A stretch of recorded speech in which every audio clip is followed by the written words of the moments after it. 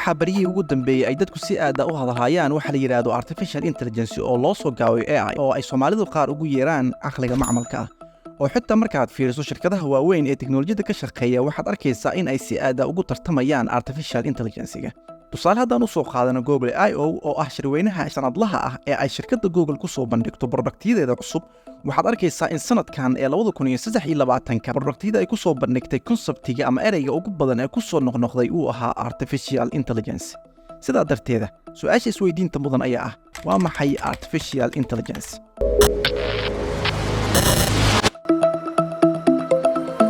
Wikipedia artificial intelligence wuxuu ku qeexayaa sidan Artificial intelligence, AI, is the ability of machines to perform tasks that are typically associated with human intelligence, such as learning and problem solving. oo macnaheeda haddii aan si kooban u sheegno noqonaysa artificial intelligence waa awood ay mashiinadu ku qabtaan howlo u baahan caqli ama maskax bini'aadam sida barashada iyo xalinta problemiska haddii aad tahay qof aan si qoto dheer u fahamsanayn sida ay kombiyuutaradu u shaqeeyaan qeexidda noocaas markaad maqasho waxaad dareemaysaa shay complicated ama ay adag tahay in la fahmo sidaa darteed waxaa muhiim ah marka hore inaan ogaano artificial intelligence-ga sida uu ku soo bilowday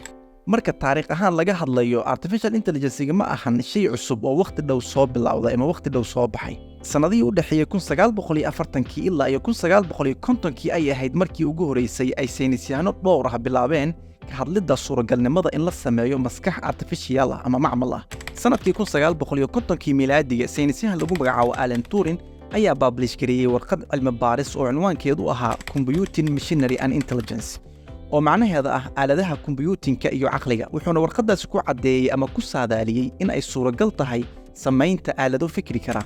sanadkii 1956 college lagu magacaabo Dartmouth oo ah college ku yaala dalka Mareykanka ayaa qabtay shir ama workshop lagu magacaabo Dartmouth Summer Research Project on Artificial Intelligence shirkani oo ay ka qayb qaateen saynisyahanno dhowr ah waxaa lagu sheegaa in ay ahayd markii ugu horeysay ee la adeegsaday magaca artificial intelligence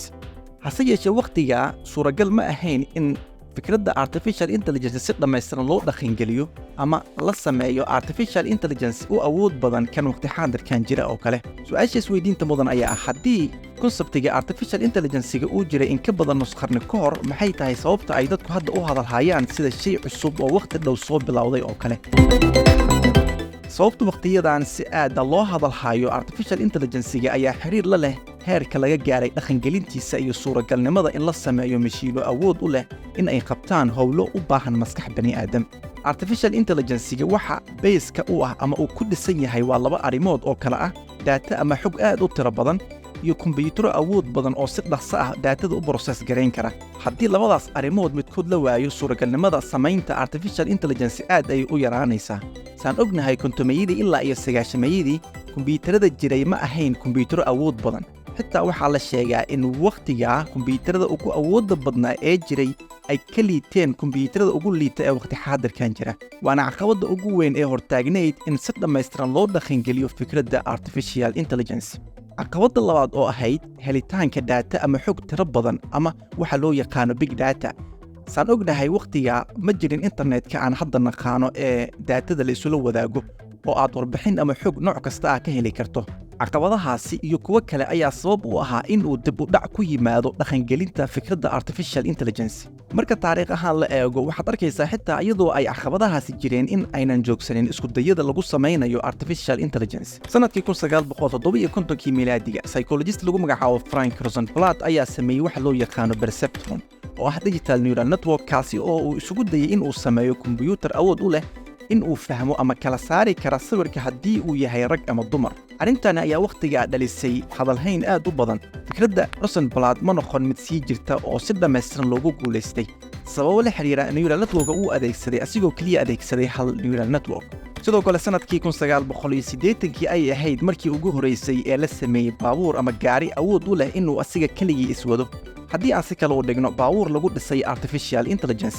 haddii aydan ogeyn baabuurta ama gawaarida keligooda iswada ee wakhtiyadan dambe aadka u sii badanaya waxa ay ku dhisan yihiin waa artificial intelligence shirkadaha horumariya baabuurta AI-ga ku dhisan ayaa sanadihii dambe meel heer sare ah ka gaaray horumarinta baabuuro awood u leh in ay si dhammaystiran isu wadaan taasi oo macnaheeda ah in baabuurka uusan kaaga baahnayn in aad adiga joojiso markii uu qof hortaada marayo haddii uu baabuurka ka hor yimaado qof ama shay kale oo sababi kara in uu shil ku dhaco baabuurku wuxuu awood u leeyahay inuu si otomaatiga asiga isu joojiyo arrintaasi oo si aad ah u yaraynaysa shilalka baabuurta ee sanad kasta ay kumanaan ruux u dhimanayaan sanadkii 2022 ay ahayd markii ay shirkadda OpenAI shaaca ka qaaday softwareka ChatGPT oo dhaliyay hadalhayntii ugu badnayd sanadkaasi ee majaalka tiknoolajiyadda waxaana la sheegaa in 5 maalmood gudahooda uu ku gaaray 1 milyan oo users ah ama isticmaalayaal ah taasi oo ku tusaysa sida ay dadku ula dhaceen softwareka ChatGPT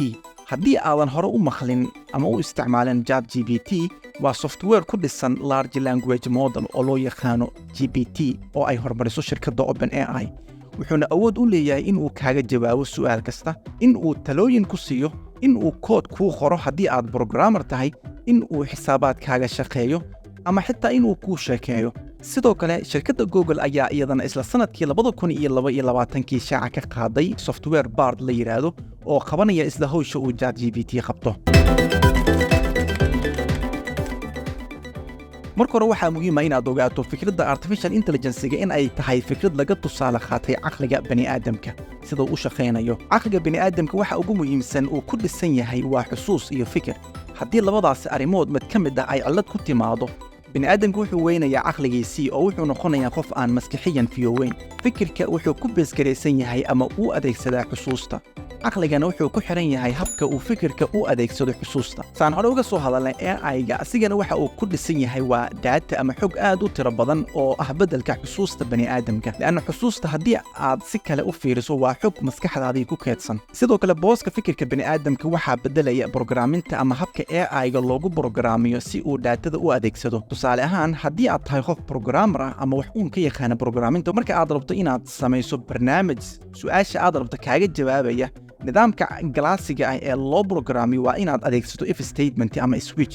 oo waxaad jegaraynaysaa su'aal kasta oo waxaad leedahay haddii su'aasha ay sidaa tahay jawaab noocaan ah c programminta noocaas ah waxay leedahay limitations badan oo kuma suuragelinayso inaad abuurto barnaamij aad smart u ah ama artificial intelligence ah لأن artificial intelligence nidaamka loo programmiyo waa nidaam uu go'aanka asiga iskii u qaadanayo ma aha nidaam aad adiga u xadidayso step kasta ama input kasta responsigeeda ama outputkeeda waxa uu noqonayo nidaamka artificial intelligence loo programmiyo waa nidaam tababar ah ee aad mashiinka ama softwareka ku tababarayso daatada aad haysato tusaale ahaan haddii aad rabto inaad samayso barnaamij robot ah ee su'aasha aad weydiiso kaaga jawaabaya halkii aad ka jeegarayn lahayd su'aal kasta waxaad hal mar ku tababaraysaa dhammaan su'aalaha aad rabto iyo jawaabahooda adigoo kaliya u qeexaya baatinka ka dhaxeeya su'aalaha iyo jawaabaha markasta daatada aad haysato ama daatada aad ku tababarayso ay badan tahay waa markasta uu mashiinka ama barnaamijka caqligiisii ama jawaabaha uu ku siinayo sixadoodii ay ziyaado nidaamka aad daatada ugu tababartay nidaamkaas ayuu mashiinka u adeegsanayaa daatada laakiin jawaabaha ama outputka uu ku siinayo asiga ayaa go'aaminaya asigoo raacaya baatinka aad u qeexday artificial intelligence wuxuu nolosheena ku yeelan karaa ahmiyad aad u weyn haddii ay ahaan lahayd dhanka waxbarashada caafimaadka gaadiidka iyo qaybaha kala duwan ee nolosheena ka mid ah ahmiyadda ugu weyn uu AI-ga nolosheena ku yeelan karo waa fududaynta howlo badan ee maskax bani'aadam u baahan artificial intelligence wuxuu saameyn ku yeelan karaa dhinac kasta oo ka mid ah nolosheena laakiin waqti xaadirkan aan taagannahay horumarka laga gaaray AI-gu waa shay bilow ah marka loo eego awoodda la saadaalinayo in uu yeesho mustaqbalka dhow ugu dambayn AI-gu waa tool aad u baawar badan ee loo adeegsan karo si wanaagsan iyo si aan wanaagsanayn laakiin su'aasha isweydiinta mudan ayaa ah suuragal ma tahay mustaqbalka in intelligence-ga AI-ga uu gaari doono amaba uu dhaafi doono heerka intelligence-ga bani'aadamka